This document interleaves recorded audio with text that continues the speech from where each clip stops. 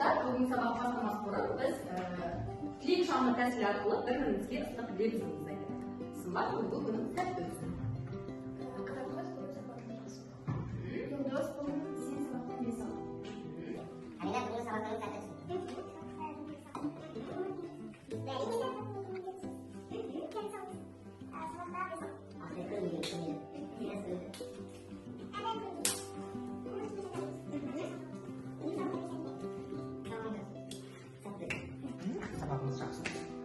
Бәрекелді. Ал оқушылар, бұл бізде добыр әдісі, яғни бұл бағалау әдісі. Сонымен қатар бұның артында сендерде қай топқа баратындарын жасырылып тұр. Енді қазір менің қасыма келіп, осында әрқайсысын жеке-жеке бір-бірден аласыңдар. Сол бойынша артындағы жасырылған топқа барып отырасыңдар. Түсініп ме? Ал олай болса, келіп алыңдар.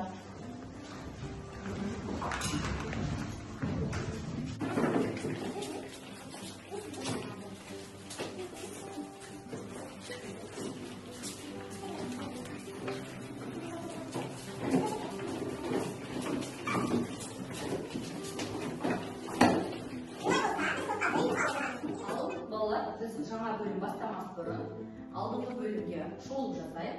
Яғни ара әдісі арқылы өткен бөлім бойынша мен сендерге сұрақ қоямын. Сол бойынша сендер әр топ сұраққа жауап бересіңдер. Түсіндің ме? Олай болса, бірінші сұрақ. Құқық дегеніміз не? Кім айтады? Айым. Адамның жүріс-тұрысына қойылатын мемлекеттік заңы. Яғни мемлекет бекіткен. Ал келесі. Жақсы сөйлем дегеніміз не? Алихан. Жақсы сөйлем дегеніміз ол бастауышы бар, бірақ кейде айтылмай қалатын және ол баяндаушы арқылы табылатын сөйлем. Бәрекелді. Келесі. Үшінші сөйлем. Жақсы сөйлем дегеніміз. Айдана.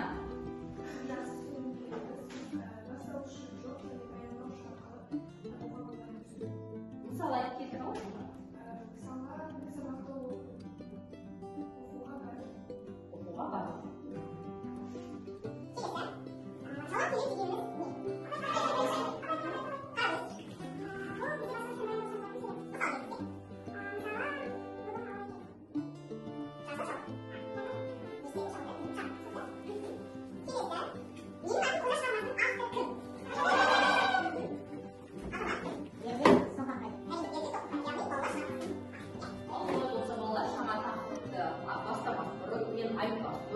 Мына суретке назар аударсаңдар, мына суреттерде не көріп тұрсыздар? Мысалы,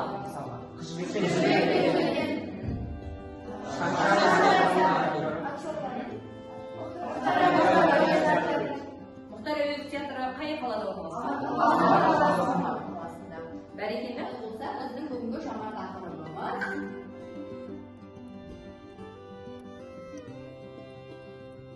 театр өнері. Ал сабақты бастамас бұрын мен бүгінгі сабақта біз нені анықтайтынымызды сабақтың оқу мақсатымен таныстырып өтейін. Тыңдалған мәтіннің мазмұнын түсіну, ұсынылған ақпараттардың астарлы ойды анықтау.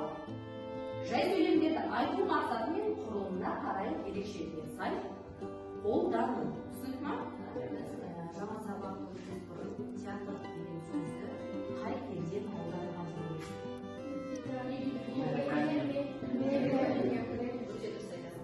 Бұл көне гректерден аударылғанда ең қарапайым сөз көретін орын деген мағынаны білдіреді. Сахналық қойылым ең басты датқада 2500 жылы сонау Египетте болған. Және де қазір сендерге видео сабақ арқылы мен сендерге театр өнері туралы қысқаша түсіндірдім. Театр шын мәнінде өмір айласы. Ол адамның алдымен өз-өзін реттеуіне, күнделікті мәңгілік жүрген нәрселердің айнаға қарағандай өзіне табуға жәрдемдеседі.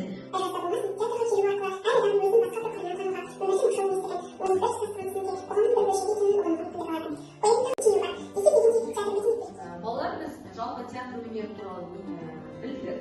Және де сонымен қатар біздер тілдік бағдар, жай сөйлем түрлері білесіңдер.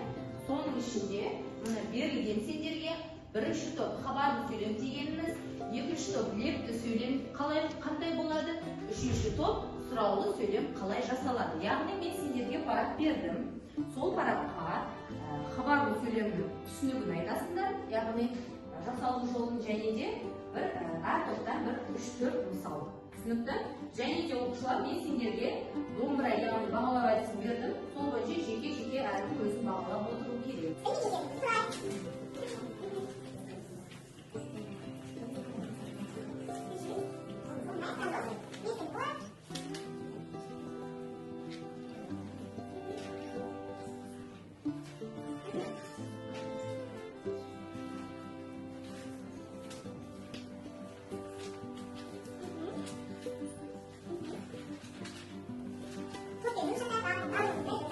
Ал олай болса, болған топ қол шапалақтаңдар, мен бұл арқылы білемін. Қай топ болды? Бәрекелді бірінші топ болды. Тағы қай топ болды? Үшінші топ. Олай болса, бірінші топ ортаға шыққандар. Ең алдымен хабарлы сөйлем дегеніміз не? Соған тоқталайық, шығайық барлығымыз. Кім жауап береді? Дәния, айта ғой.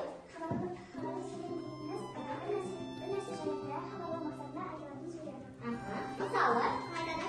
Театр ойын сауығы. Қарап оқи ғой.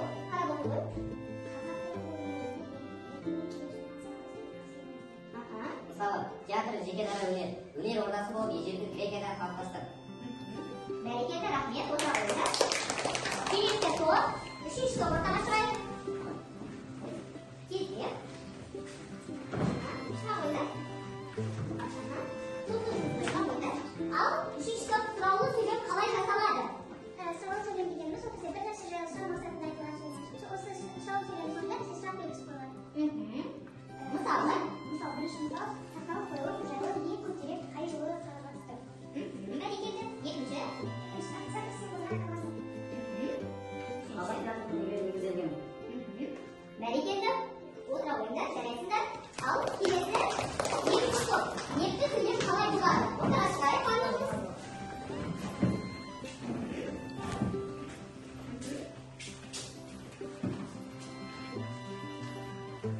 Бізге берілген сөйлем дегеніміз бізде көңіл күйді білдіреді және де сөйлем соңына міндетті түрде леп белгісі қойылады.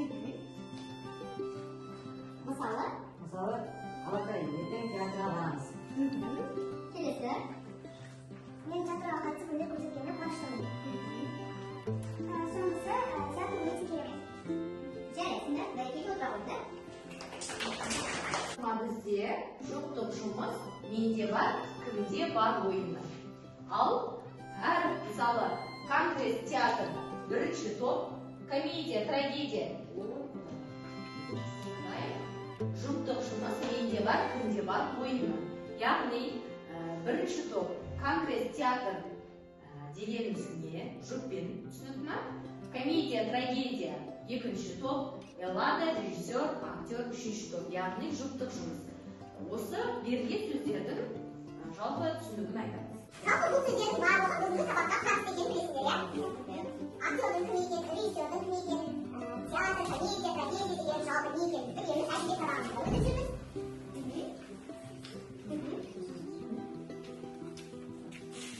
Күн баламыз. Тамақ сізде дегім. Деді Шәңін. Ал, сізде дегенде? Дегенде Шәңін тәртіп бермеді. Кәлбес, қатын тілінен аударғанда жинамыз. Амали тақалып. Театр ойын сауық орны, және де қойын қойылатын жер. Театр грек тілінен аударғанда көрінетін орын деген мағынаны білдіреді. Бәрекелді. Екінші топ сізде де? Азамат пен Ахмет, бәрекелді. Комедия дегеніміз грек тілінен аударғанда сауық сайран деген мағына береді. Адам іс-әрекетін күлкілі жақтан көрсетеді.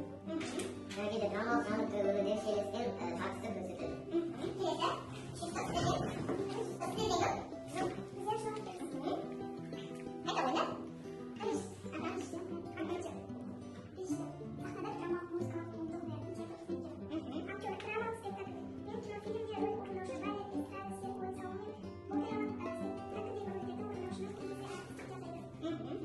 Ақиқат жалған әдісі. Мен кез келген топқа осы сұрақты қоямын, оқушы тұрып жауап береді. Түсінікті ма? Театр күні 1961 жылы белгіленді. Ақиқат па жалған ба? Жауап беріңіздер. Көрейік. Ақиқат бәрекелді. Келесі сұрақ. Театр сөзі латын тілінен алынған. Екінші топ. Кім жауап береді? Ахмет. Бәрекелді. Келесі. Театр дінде пайда болды дейді. Үшінші топ. Кім жауап береді? Дәния. Жауап екен. Келесі. Театр көретін орын дегенді білдіреді. Кім жауап береді? Екінші топ. Амина. Бәрекелді. Келесі. Яла ері ең алғаш маскаларды қолданған дейді. Кім жауап береді? Ахмет. Ақиқат екен. Бәрекелді. Келесі. Сахналық қойылым залы ең алғаш дерек 2005 жылы түскен дейді. Кім жауап береді? Ақиқат. Келесі. Ең алғашқы қойылым Асиев Құдай туралы дейді. Кім жауап береді? Жанболат. Ақиқат. Келесі. Исабайда театрда жұмыс жасаған жоқ. Кім жауап береді? Динар. Келесі бізде ақсүйек ойыны берілген ұяшықтардың артында сөздер, сөйлемдер, не болмаса сұрақ жасалынған. Әр топта мен оқушы тұрғызамын, сол бойынша жауап береді. Үшінші топ. Жандос, қай ұяшық таңдайсыз? Екінші ұяшық. Бәрекелді. Келесі. Бірінші топ. Дәния. Төртінші ұяшық. Жарайсың. Келесі. Екінші топтан Ахмет.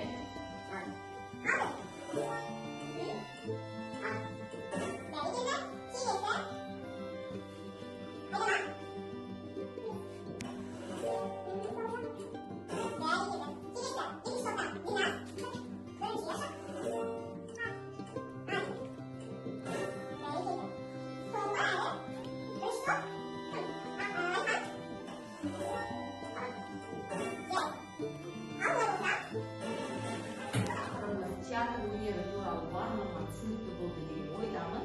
Жалпы театрдың қандай екенін, театрдың қайдан шыққанын барлығымыз білдік. Олай болса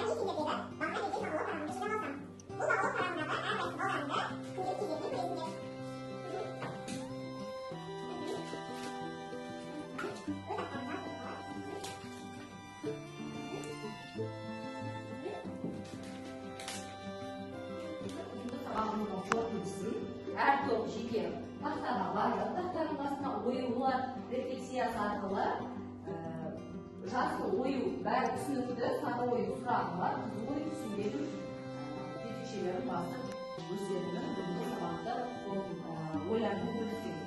Бірінші топ. Және барып, кезекпен кезек. Ахмет.